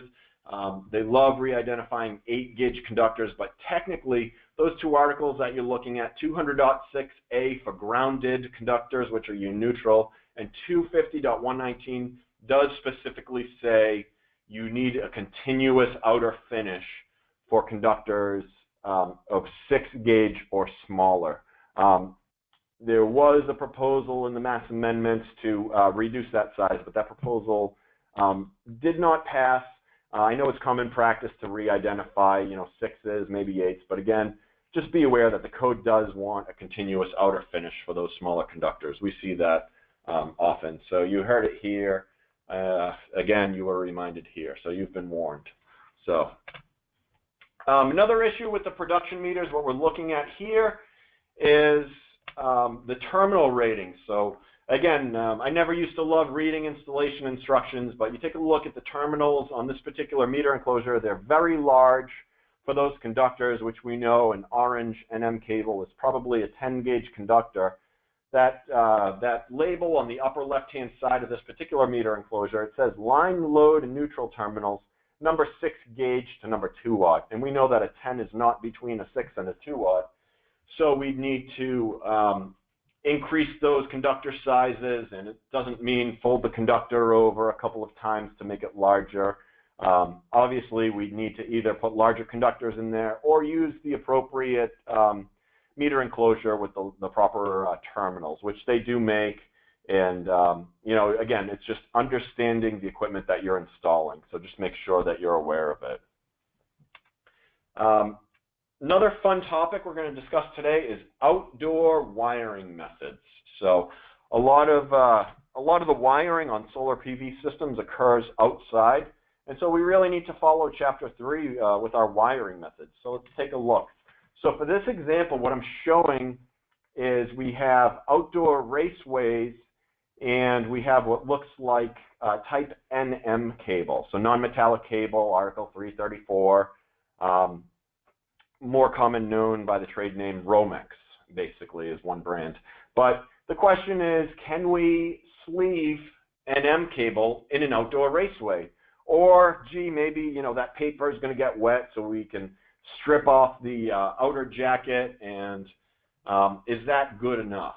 And the quick answer is, well, it used to be good enough, sleeving it through. However, since the 2008 NEC, which is, a long time ago now, we had a change, and that change was Article 300.9 that said that the interior of that raceway in a wet location above grade, so just like we'd see on a solar application, the interior of that raceway is considered a wet location. So because of that, you take that, call it a wet location. Well, let's take that NM cable, not stripped down. Article 334.12b4, which is uses not permitted, says that NM cable shall not be permitted in a damp or wet location. Well, let's get creative. Let's strip off the jacket, strip off the outer covering, rip all that paper out.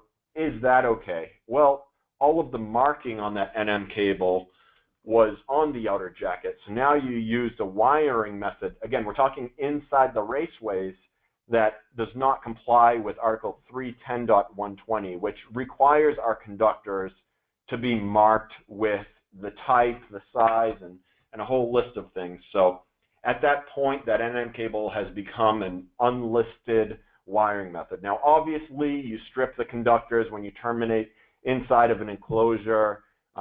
The code says you leave 1/4 of an inch of jacket. However, we can't just use the inside conductors of NM cable as our wiring method. Again, we violate 310.120. So an issue, maybe it's a history lesson, maybe it's something new, but it's since the 2008 NEC that you couldn't use that outdoor raceway as a sleeve for your NM cable conductors. Or your NM cable outside. So just be aware of that. We see that a lot. People try to use that and call it a dry location. Another topic is outdoor enclosures, and this is always a fun one as well. So 314.15, enclosures shall be installed to prevent moisture from entering or accumulating. And also we'll talk about penetrations not being sealed, 300.7a. And then we get into a topic regarding indoor wire connectors, 110.3b, and also 110.28. It's good homework. Take a look at Article 110.28. That's the table that talks about the NEMA ratings of enclosures. There's also some nice text there that talks about these ratings are not intended to protect against condensation, icing, and other moisture that may accumulate within the enclosure as well. So is that a dry location? Is it a damp location? Is it a wet location? What do we do with it? It's definitely open-ended, but these next examples show you that they're not always necessarily a dry location. So we love inspecting in the winter where water stays inside the enclosures. It gives us a nice opportunity for a photo, as you can see. So again, we have moisture accumulation, whether it's small enclosures like this, whether it's larger enclosures as well. The scary thing with this one is look where that water line ends, right at that building penetration. So it'll be interesting to see what's on the other side of that.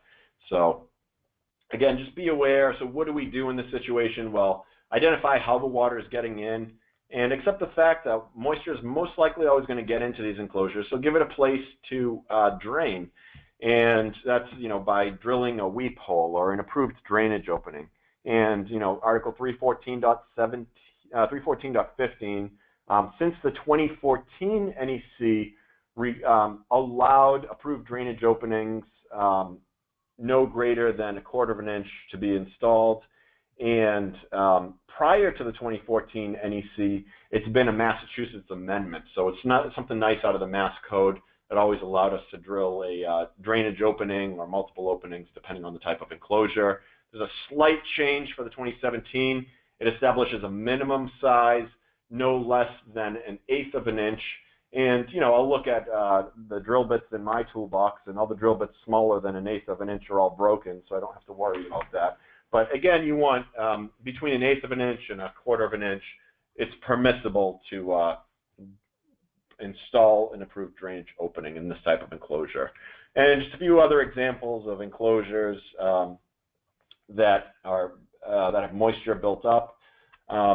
Also pay attention, your raceways.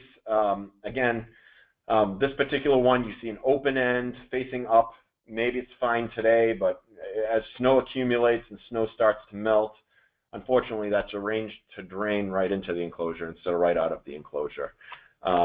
Another big issue we see is in regards to building penetrations. So 300.7a, we're all familiar with this from refrigeration cases where temperatures are known to be different, but it also says, or we're passing from the interior to the exterior of a building. So what we're saying is if you have a raceway that passes from the interior to the exterior, not regardless if it's conditioned or unconditioned, it just says interior or exterior, you need to seal that raceway, seal the interior of that raceway to prevent that warm air from mixing with the cool air, and that's just a recipe for condensation.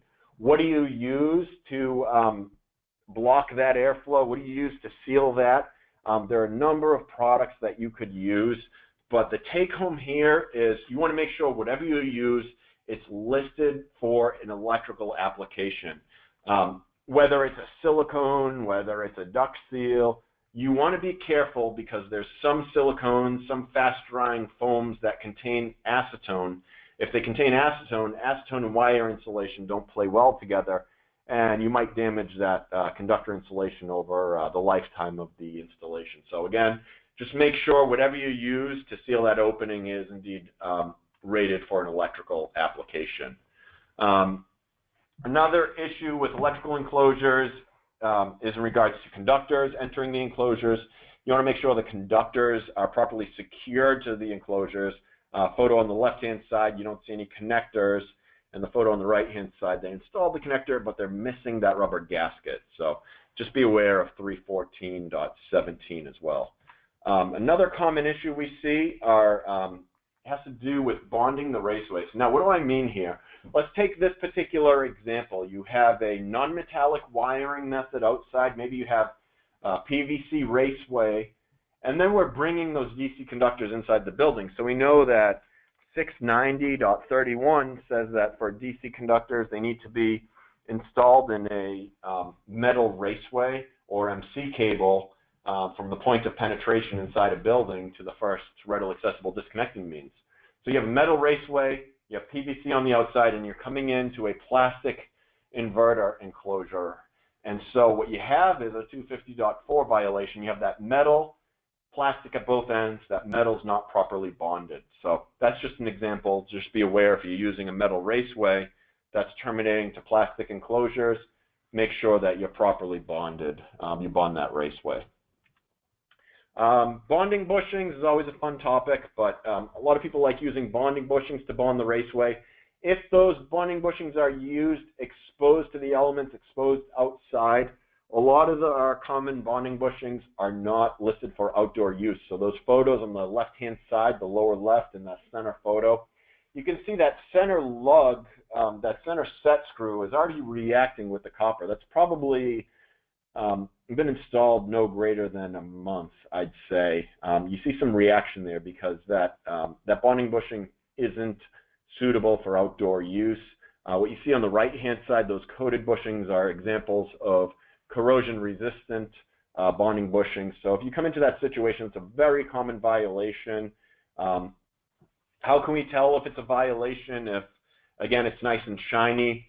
Well, we love carrying magnets on our inspection. So if the magnet sticks to the set screw, that means it's most likely steel as opposed to stainless steel, and it's most likely the wrong fitting for outdoor use. So again, just pay attention. Those lugs on the bonding bushings really need to be rated for outdoor use, which is usually a direct burial rating where you got the stainless steel hardware, so you don't have that reaction in a wet location.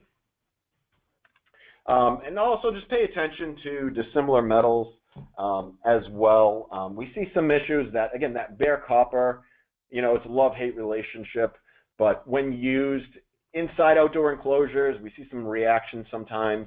Again, whether it's the steel, whether it's the aluminum conduit bodies. Again, we're not supposed to secure any conductors to a raceway.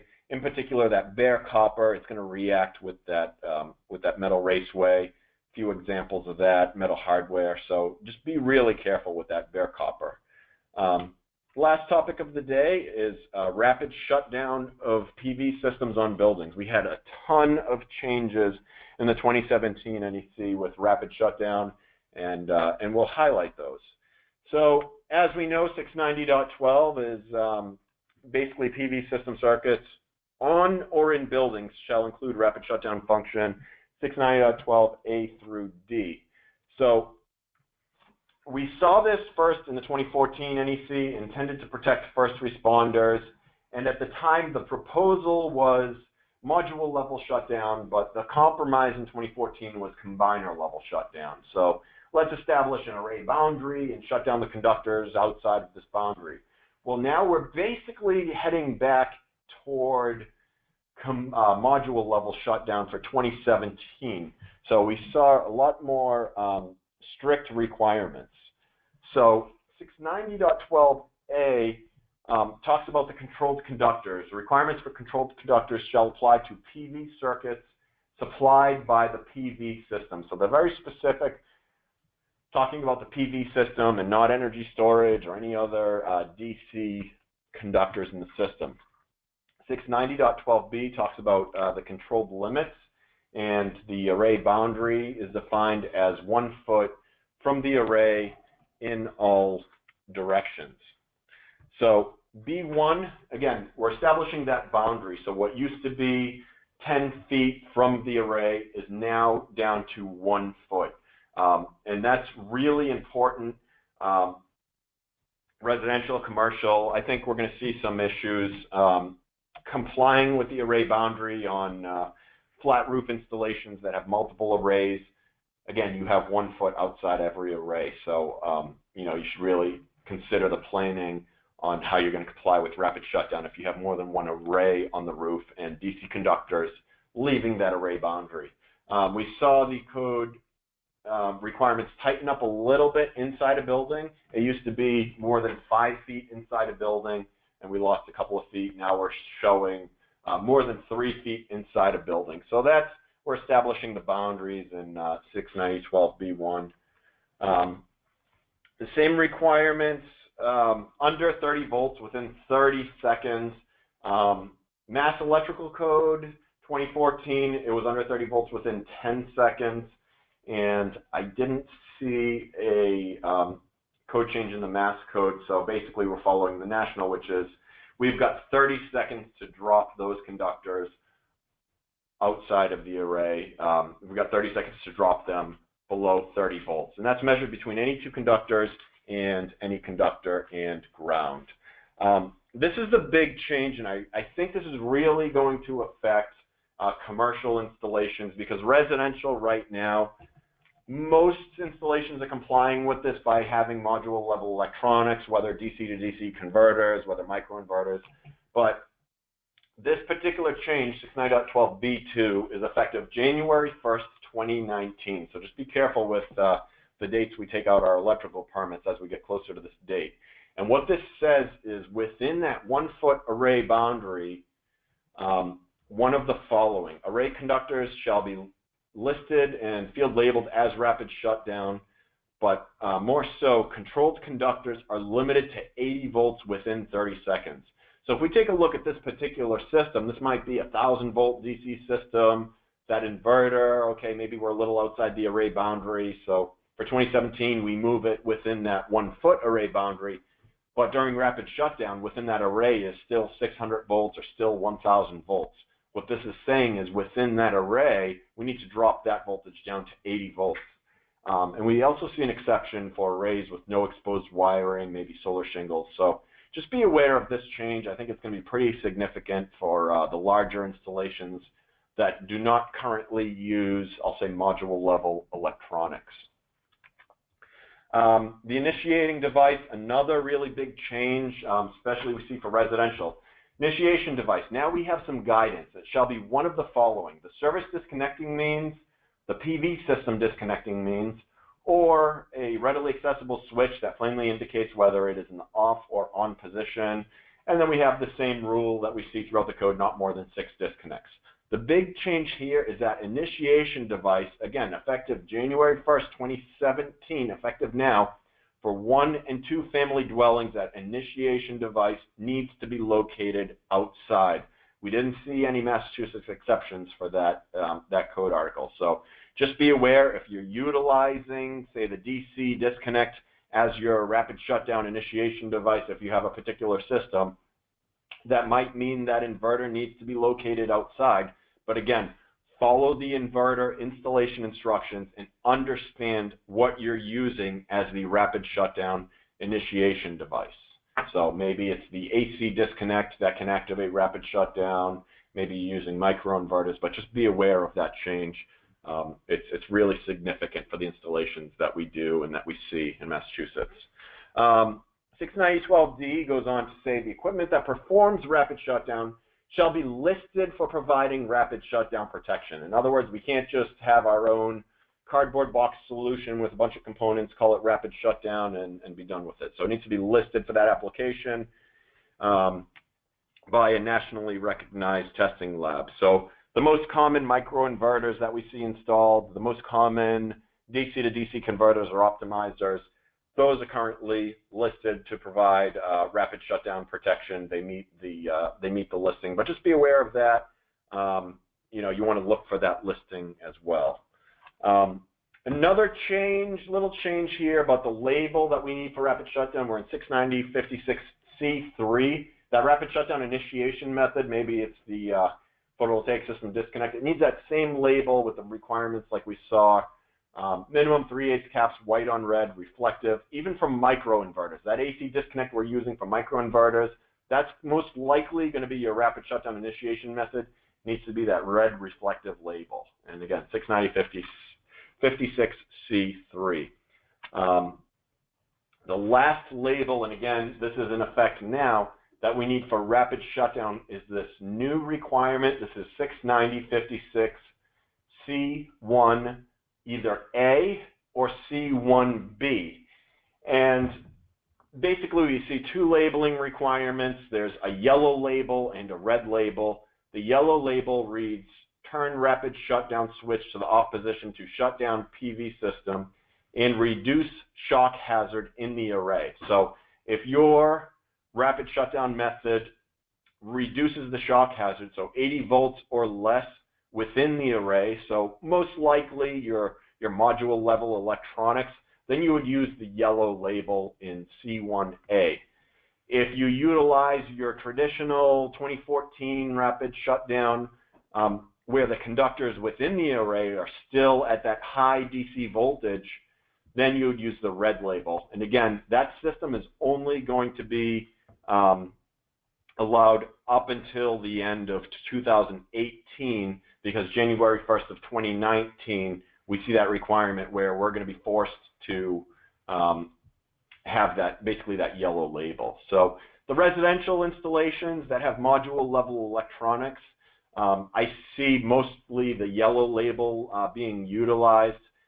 If we're doing something else to comply with rapid shutdown, like have some sort of rapid shutdown enclosure within a foot of the array boundary, then again, that would be the red label. So hopefully that clears it up.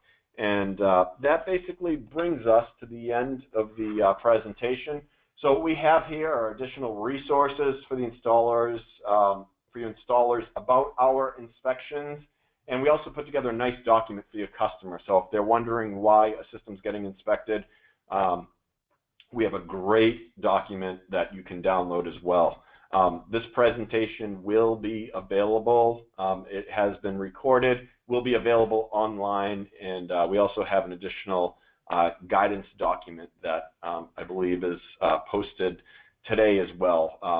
Nice little cheat sheet on some of the 2014 changes. So at this point, I really want to thank everybody for your attention. I really hope you got a lot out of this. Feel free to contact us. Our email and telephone numbers are at the bottom of the screen there. And I'm going to shift gears and take a look at some of the questions that have come in. So if you forgot to ask a question, feel free to type one in, and we'll do what we can. We'll start taking a look at questions here.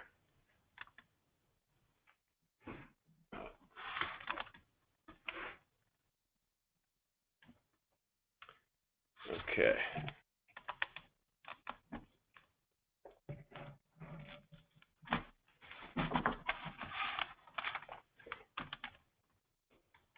Okay, let's see. I guess the first question we'll look at is, should the neutral and ground be bonded in a supply side disconnect for PV if there's already this bond in the main service disconnecting means? Great question. And again, that's really going to depend on the local inspector and what they want. What I like to use as guidance is 250.24A1 that says that that connection should be made, but it really depends on where you're connecting into those conductors. I like to say it looks like a service, you wire it like a service. You might not call it a service disconnect, but I like to use the analogy, it's good to wire it like you would a multi-family building with multiple service disconnects. You bring the neutral and ground in each one. But again, it's a real touchy subject, and you have a lot of experts out there with very different points of view.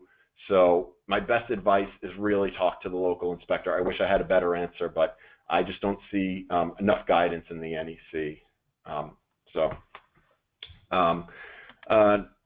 Another question, let's take a look, see if we can,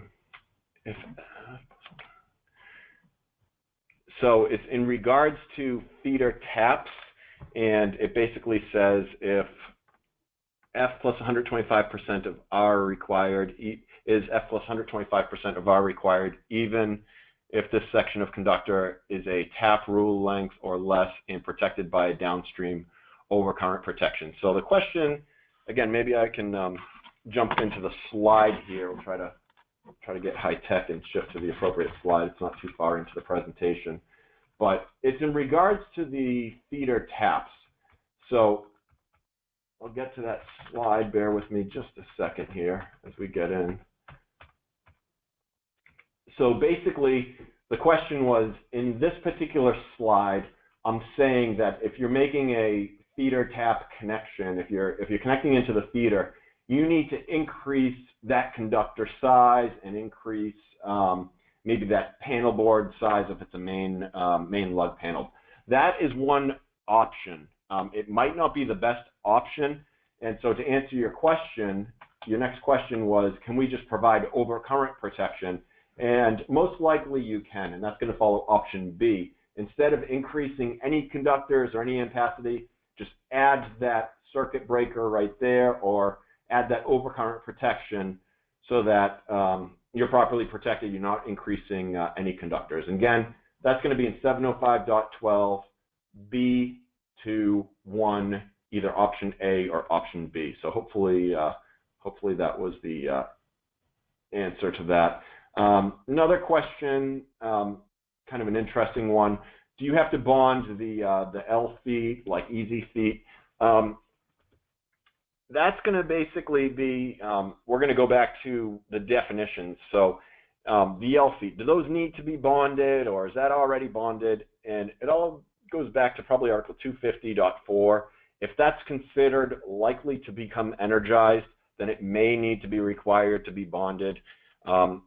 I think a lot of inspectors and a lot of interpretations would say, well, those L feet probably are not likely to become energized. So I'm not going to say everyone needs to install lay-in lugs on every L foot and pull extra hundreds of feet of ground wire on the roof. I think that would be integrated, but I'm not really familiar with the easy feet. But again, my simple answer is follow the installation instructions and hope that maybe they have some sort of integrated bonding. So check with that, but again, use that as your guidance. And the next question is, with a standard die-cast zinc bonding bushing, is it acceptable outside exposed? Oh, this is a good one. If you swap out the standard lug with a direct burial tin-coated lug, I'm going to say, I'm not going to give you an answer on that because devil's advocate, obviously the goal is you want to make sure the hardware is suitable for outdoor use. However, if you're splitting hairs, then again, you're modifying that product, and that product, are you able to just change out the lug and be done? It's going to depend on what the local inspector would allow, I would say. If they allow that to be done, then great. If not, then technically you're modifying a product that was listed in one application. So just be careful if you do that option. Hopefully everybody listening to this presentation, they know now not to install this equipment that might not be suitable for outdoor use, so we won't have that issue. But yeah, just be careful. When in doubt, check with the inspector, check with the manufacturer, check with installation instructions. So take a look at some other questions here.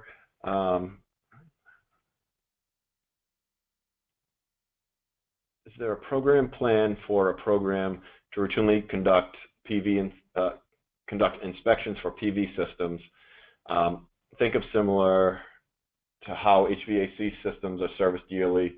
It would be a good safety precaution to catch long-term issues. Absolutely. So the question was in regards to, does anybody have maintenance plans out there for PV systems or annual inspections? I'm a huge advocate for that.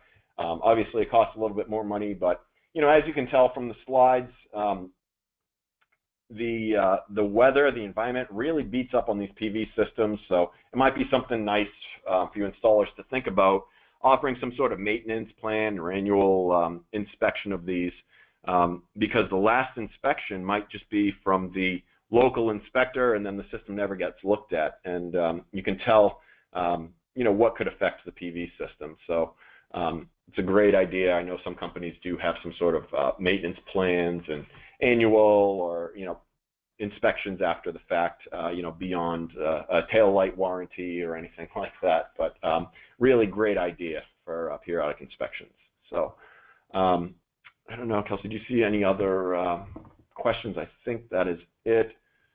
Yeah, I think that's all the questions that's come in so far. If anyone has any last minute, feel free to send them in. As Matt mentioned earlier, we did record this, and we'll be getting a recording of the presentation up on our MassDEC website. It'll be at masssolarloan.com. We will also post the PDF version of these slides, as well as a kind of quicker version, 2017 guidance document that Matt talked about. All that will be up on masssolarloan.com, in the next day, and you'll get a link with that as a participant of the webinar as well. So we're going to get that all up, and we want to just thank you all for coming, and we hope this was valuable, and if it was, we'd love to hear about it, and we'd love to hear if there are other resources in this vein that would be helpful. We want to be providing something that's useful and informational. So thank you again, and we hope you all have a great day.